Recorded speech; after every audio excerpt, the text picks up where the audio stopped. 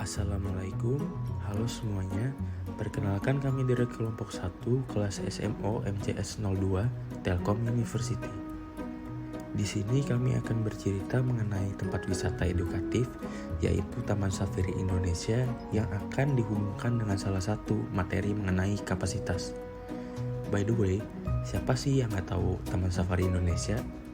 Yuk kita bahas bareng-bareng lebih lengkapnya di sini.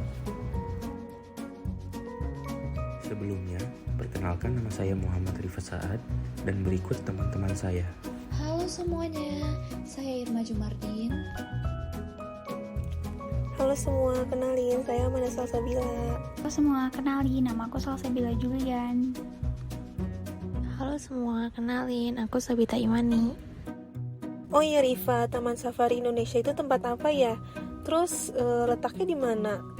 Terus ada apa aja sih di dalam Taman Safari itu? Jadi, Taman Safari Indonesia merupakan objek wisata alam yang bertemakan lingkungan yang berfokus pada perlindungan satwa liar. Berbeda dengan tempat wisata kebun binatang lainnya, Taman Safari Indonesia dapat berinteraksi dengan berbagai satwa liar dengan menggunakan kendaraan pribadi ataupun bis yang sudah disediakan oleh pihak pengelola. Taman Safari Indonesia terletak di sebuah perkebunan yang sudah tidak berproduksi lagi. Pada tahun 1980, Taman Safari Indonesia baru dibangun di Cisarua, Bogor. Saat ini, Taman Safari Indonesia telah dilengkapi dengan satwa liar sebanyak 2.500 khas Indonesia dan mempunyai berbagai sarana edukasi serta rekreasi dan mengadakan safari malam pada saat akhir pekan dan libur panjang. Kira-kira apa aja nih Bita yang bakal dibahas? Jadi kita akan menghubungkan Taman Safari Indonesia dengan materi kapasitas. Kita cari tahu dulu yuk mengenai kapasitas.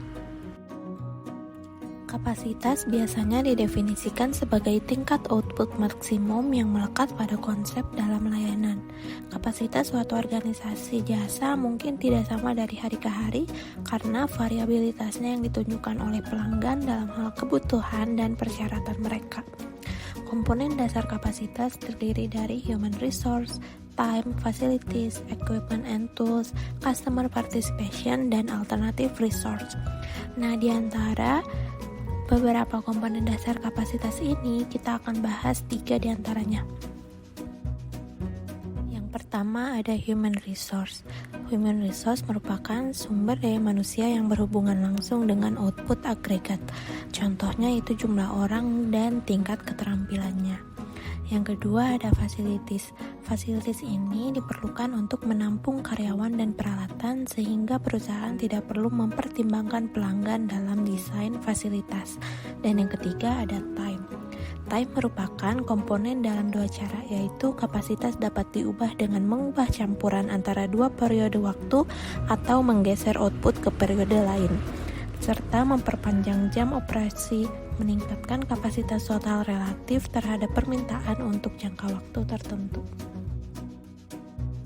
Kapasitas dari Taman Safari ada minimal pengunjung nggak Salsa di masa pandemi ini? Apakah ada pembatasan orang? Ada Irma, kalau dilihat dari faktanya, Taman Safari Bogor telah buka kembali sejak 15 Juni 2020. Pembukaan tersebut merupakan hari pertama setelah hampir 3 bulan tutup sementara untuk mencegah penyebaran COVID. Namun sampai November 2021, dari total kapasitas 10.000 pengunjung per hari setelah PPKM setiap harinya berkurang dari 1.000 pengunjung dan pada akhirnya rata-rata 3.000 wisatawan. Nah, dengan adanya fakta di atas, seperti yang kita ketahui sejak pandemi Corona COVID-19, semuanya terbatas. Bagaimana Taman Safari membuat peraturan untuk mengatur protokol kesehatan yang harus diterapkan ya? Dari Taman Safari Indonesia ini telah menerapkan pembatasan kapasitas, yaitu hanya memperbolehkan jumlah pengunjung sebanyak 50% dari total kapasitas sebelum PPKM. Kami juga menyarankan beberapa solusi seperti Taman Safari menggunakan aplikasi Peduli Lindungi untuk mengetahui seberapa banyak wisatawan yang masuk ke Taman Safari Indonesia dan untuk meminimalisir terjadinya kelebihan kapasitas yang sudah ditentukan. Dilakukannya pembelian tiket minimal H-1 secara online melalui website resmi dari Taman Safari Indonesia.